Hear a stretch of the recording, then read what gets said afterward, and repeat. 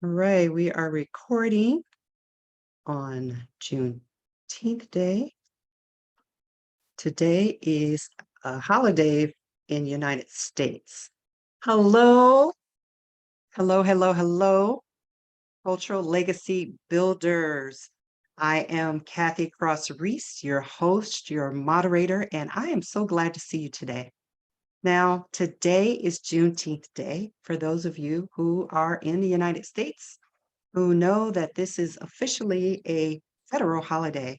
And I'm glad because I've always celebrated Juneteenth Day. And for those of you who don't know, Juneteenth Day is a freedom day for African Americans. So it's a very liberating day, and I am grateful to be able to share with you the lessons, the tools, all the things that I've learned along the way. But before I get into that, I want to do some administrative announcements and kind of set the stage for what you're going to experience this week. So this is a 5-day challenge. Each day I will come on at 3:30. I strategically picked that time and it has a prophetic meaning for me, but it may have one for you. But I happen to believe in God and Jesus. So Jesus lived 33 years on the earth. And at the age of 30, he started his ministry. So that's kind of my little prophetic piece for why I'm doing it for 30 minutes at 3:30. Now today is day 1, which is our foundational day. So I'll bring you into what the foundation is about. And I also have what's called a VIP session. I'm doing that a little differently this time. My VIP session will be on Friday and Saturday. Saturday, I will have a bonus day. And on that bonus day, I'll answer all your questions. You can ask me anything. Now, if you want to join me on a VIP session, which is again Friday and Saturday, that I will post it in the group. So if you want to take advantage of that, that was just backstage with me in a different Zoom link where I'll just unpack any questions that you may have and unpack this process that I went through in a more intimate setting. And so I have in the background my good friend Nadishta. She may pop in from time to time. She's moderating the scene for me, both on Facebook and on Zoom. So that sets the stage for what this challenge is about. This is my 18th challenge. I do believe it might actually be my 19th. I plan, after I saw Catherine's post, I decided I'll go back and I'll just make a list of all the challenges that I've run, the names of the challenges, all of that. So I'll have a good understanding of what number it is. I had planned to do one every month. Sometimes that doesn't work out. But I'm excited to do this one, which in my mind, I'm thinking it's the 19th, but actually what I've experienced is it's the 18th. But we'll see. We'll see. I'll let you know that for a fact tomorrow. So again, this is day 1. Day 1 is a foundational day. Oh, before I go into that, I want to also set the stage for what you can receive by virtue of being here, showing up. I'll have a daily prize, and I've already selected the prize winner for today because of what I've seen on the post and the live video. Now, you too can receive a prize, and I have several different prizes. The first prize will be an Amazon gift card. So you'll receive an Amazon gift card by virtue of showing up, going live, sharing, and also doing the homework. So any of those that you decide to do, and even if you invite someone, if you know of someone who needs to hear about this challenge, then invite them, and you'll get a prize for that too. So that sets the stage. 5-day challenge, 2-day VIP. One other announcement, I have a playbook.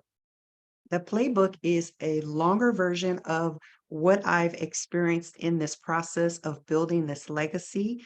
And I'll explain a little bit more about what legacy is because I've changed the challenge name quite a bit. And if you can think of a jazzier name for me, please do. If you can think of a name that really captures the essence of what the message that I'm conveying, then I would give you another prize for that because that's what I'm looking for, something that provides a clear, catchy name that explains just what is happening here. So here we go. I've given you our layout for the week, and you know that I'm going to have a bonus day, and you know I have VIP and I have a playbook. The playbook costs $7. It's a 40-page playbook. In fact, you actually, if you look in the guides, you have one of the resources, a free resource that I actually gave away in my workshop. So you're actually getting that resource for free. So if you're looking for some resources that will help you get started, take a look at that resource guide inside the guides, inside this particular Facebook group. So let's get started. Foundation. I'll start out with my story, and each and every one of us has a story to share and how you've created a cultural legacy, how you've built it. And I strategically use those words because culture, I happen to be African American, and I have an experience that maybe some other people of color or some people that are not of color have experienced. And I wanted to share this story in hopes of giving some inspiration and hope for those who may feel, well, that's not happening for me. It can happen for you. If it can happen for me, uh, a young lady from the roots of Mississippi, my parents are from Mississippi and migrated up to Wisconsin. So that's my original home, Milwaukee, Wisconsin. And I ended up here in Washington State. Some people, when I say Washington, they think it's the East Coast, but no, West Coast, Washington, the Evergreen State. I've been here since 1991. I arrived here by way of the military. I served in the military for 10 years, approximately 10 years. I got out here, bought my first home, and I was officially unemployed. Decided to jump into real estate. Now, back that story up. As I was coming up as a young woman, my father always showed me the importance of ownership. The importance of ownership. Now, that's a key. There's a difference between being an owner and being a steward. He taught me the importance of ownership even before he owned real estate. We used to rent from a relative, and by the time I was 4, I want to say about 4 years old, he purchased his first home. That first home that he purchased, he taught me, I say me, I have 2 siblings, one has since passed, but he taught me all about the art of owning real estate. And I did not appreciate that at the time. And I have since learned that I was going to say I was born for this. And that's the word that comes to mind. I was born for this. Real estate is in my blood. It's something that I have learned to embrace. I didn't always, but I've learned to embrace that. I love helping people get to own real estate. I love acquiring real estate. So that part of the story, I'll just not to be belabor the story, but I've always been taught that. I've always been taught owning real estate, and I've been taught how to steward, how to manage what I have, what resources I have by the lens of my father. My father would take me to properties and he would collect rent. Sometimes it was a little aggravating because it was on the weekend when I wanted to play. However, he was showing me the discipline of owning and investing in real estate. And so those are the 2 keys that I learned from my father. And as I mentioned, he's since passed away, and that's part of the catalyst to my story, the change that happened when he passed away in 2017. I realized that not only what he taught me was something that I could depend on, he was really preparing me for the job, the mission, the life that I was to lead. Because when he passed away, he prepared me not just by what he did where I could see, but what he did where I didn't see. What he did was he prepared the properties before his passing. He transferred all the real estate into my name. After that, he went separately because I was with him on this particular trip to the attorney's office. He put all the properties in my name.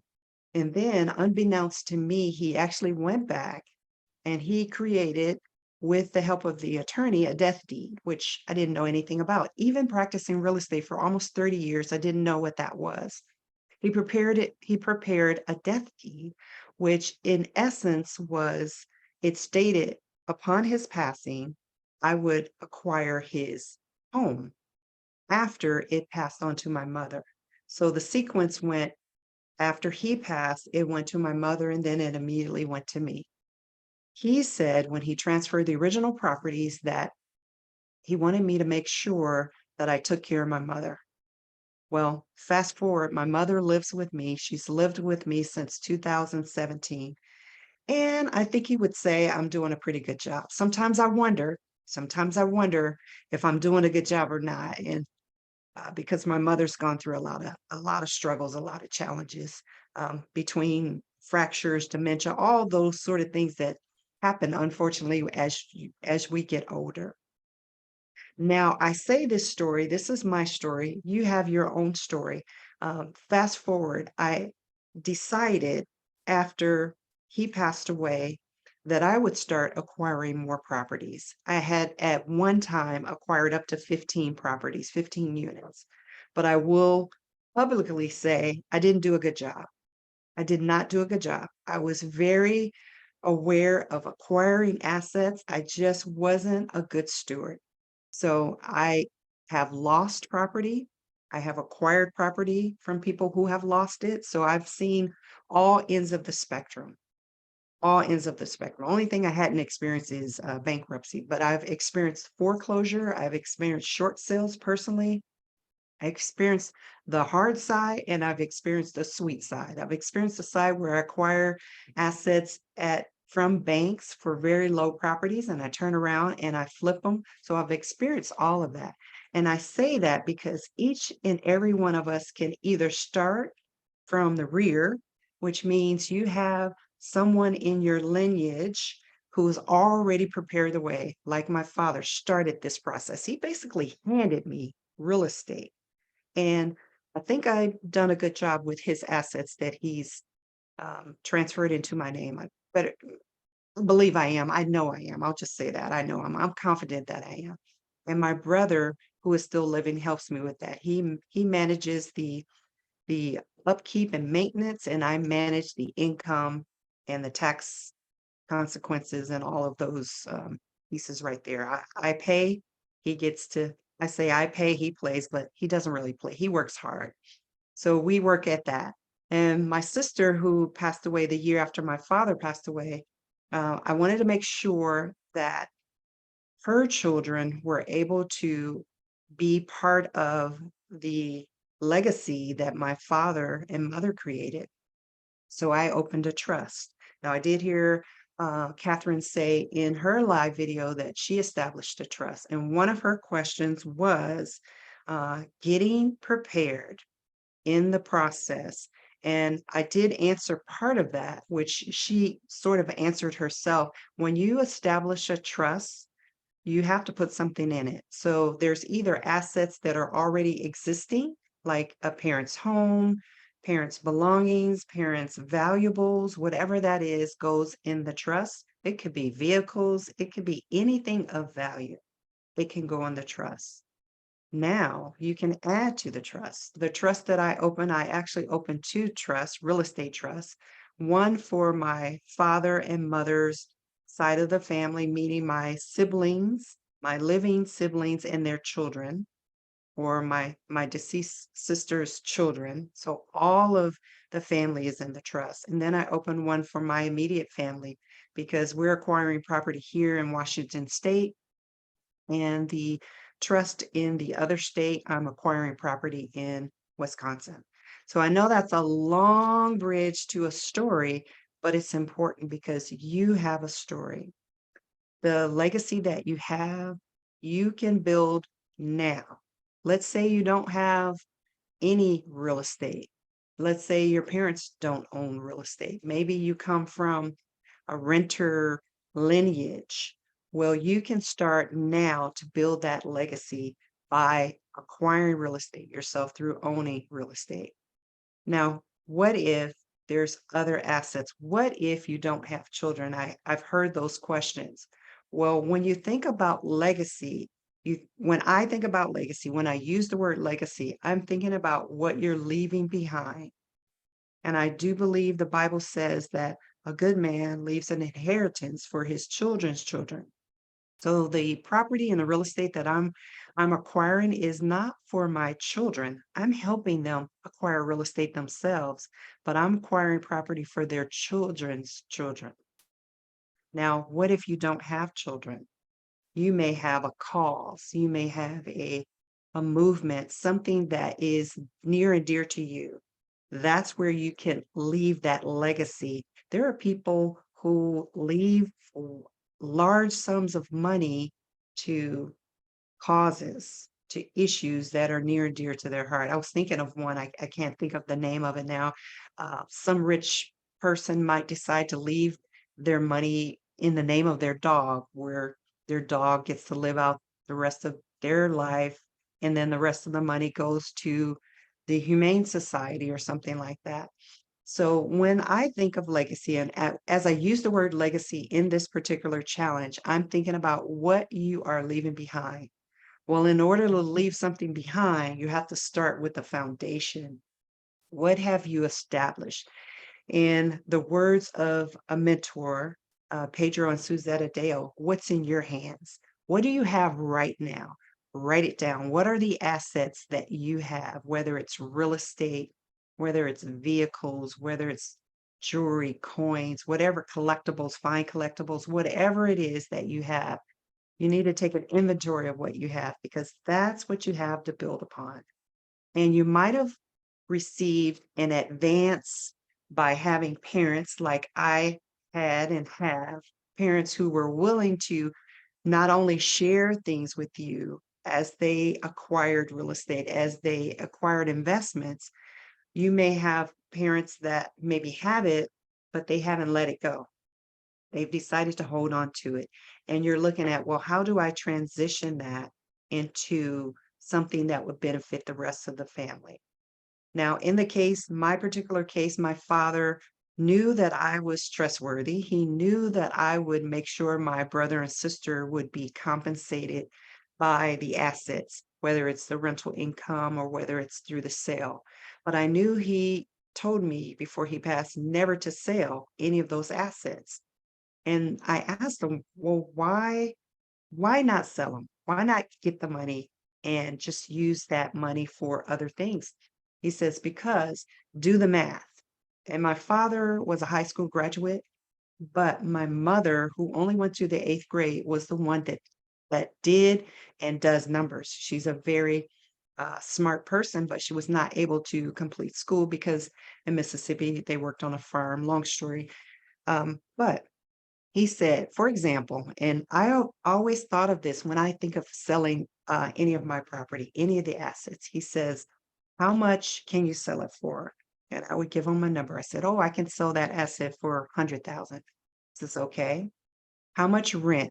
What's the maximum amount of rent that you can receive from that property? I'd say, okay, $1,000, $2,000, whatever that number is. He says, okay, in 5 years, and I believe in this particular case, it was a $60,000 asset in Milwaukee because that's kind of where the value was for the homes that he owned. So we did the math, and he said, I can make more money in 5 years keeping it as a rental, and I will always have that cash flow.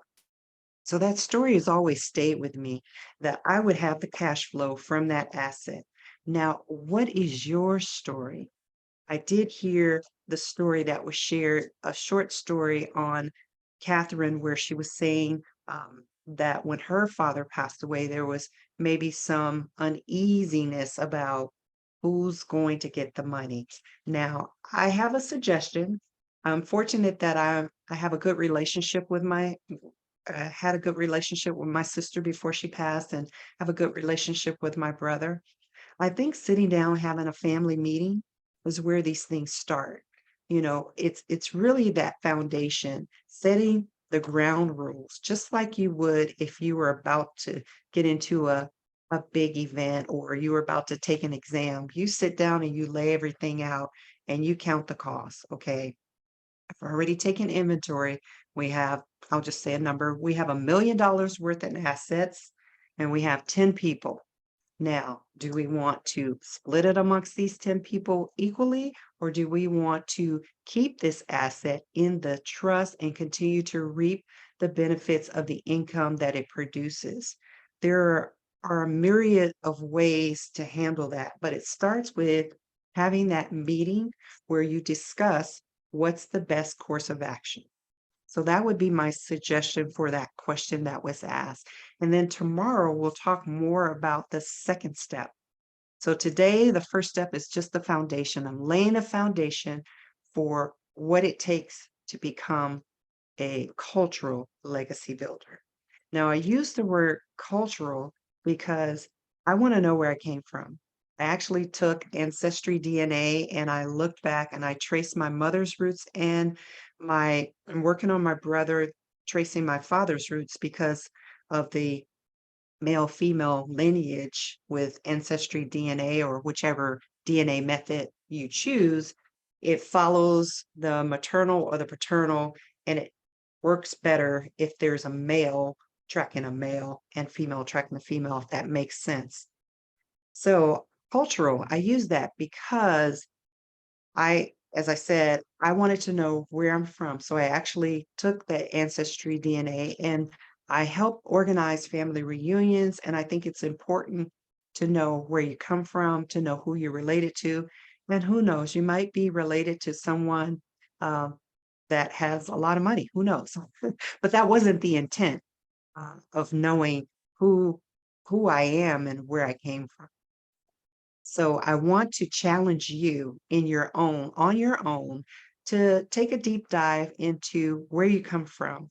Maybe take an ancestry DNA kit and trace your roots and see where it goes back to and what your family has gone through. You might find your family own property in a certain part of the country or a certain part. You might find all sorts of things regarding ownership in real estate.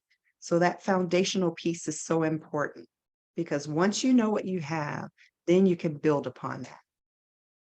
So that is my challenge to you. Now, I wanted to share a little bit about mindset, but mindset, I believe if you're here and you're listening, you're already on track. So I don't think I need to spend a lot of time with mindset. I'll just share a little bit about belief. Now, I didn't believe that I could manage my father's property at first. I didn't believe it was possible. I thought, why would he pick me? I'm the youngest. My sister was older than me. My brother was the only male figure. I would have thought he would have passed it on to my brother, but he chose me. He saw something in me that let him know that not number one, I was trustworthy, right? I was responsible. He saw all that in me. So, what is it that someone sees in you, or what is it that you see in yourself that causes you to make that decision that you believe it's possible? You believe it's possible for you. As I said, I didn't believe this at first. I didn't believe that I was the person that could manage. But the more I thought about the words of affirmation that I received from my father, the words of affirmation that I received from other mentors and coaches in my space, I decided, okay, these people believe in me. I need to start believing in myself. So that's probably another obstacle that you might find as you're building your foundation.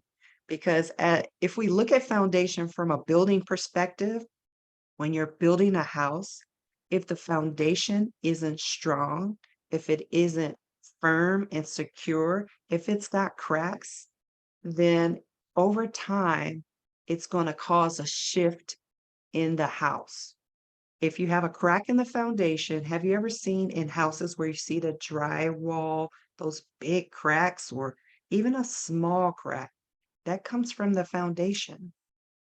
So, my goal in this 5 days is to help you build that legacy. but we got to start with the foundation. So today I wanted to just lay out the foundation, let you capture all the assets, write them down in your booklet, in your journal, however you take notes, write down all those assets, and then ask yourself this question. Do I believe that I can create a legacy? Do I believe I can build on what I have? And if the answer is no, then what would it take for you to start new today by building that legacy? Would it mean you need to take some courses? Would it mean you need a mentor? What would it mean? What would it take for you to start building that cultural legacy? What would it take?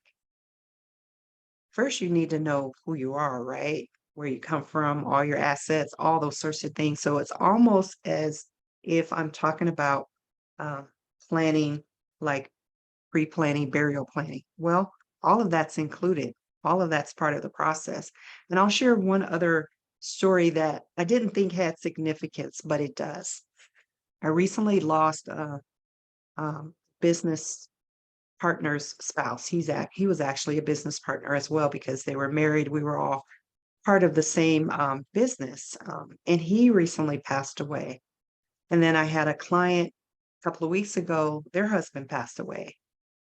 And what I've noticed in this process is that each time there's always that foundation we come back to, the foundation of insurance, the foundation of what do you have investment wise? What are your expenses? What are those things those obligations that are still outstanding in that person's name? And most people wait until someone passes away to figure that all out. But I want to challenge you to know that in advance. I'm so grateful that my father planned all this out for me. He actually did his pre-burial plan. He did all that. He changed the accounts and made sure that everyone's name that needed to be on the account was on the account. He did all of that because we are not immortal. We won't be here forever, right? We're on this earth for a limited amount of time. And so I want to challenge you to use this time wisely to plan out your blueprint on how you are going to have that cultural legacy, how you're going to build it into this. You might decide to have a dynasty. I don't know. You might decide to pass on assets to your children, maybe in hopes or through succession of deed, pass it on to their children. There are so many ways that you can build this legacy that you're building. I'm excited for you. I look forward to hearing your story. And if not your story, just share. Just share what it is you're looking to get out of this. Um, One keynote for homework within the group, I actually, on top of the previous challenge, I had homework. I didn't change it.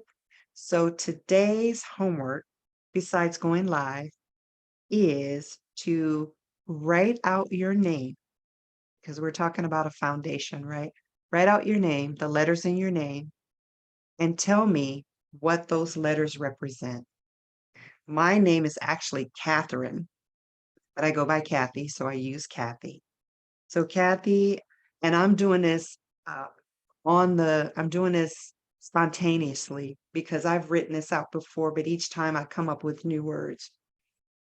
My name is Kathy, starts with a K, and Kathy stands for kind.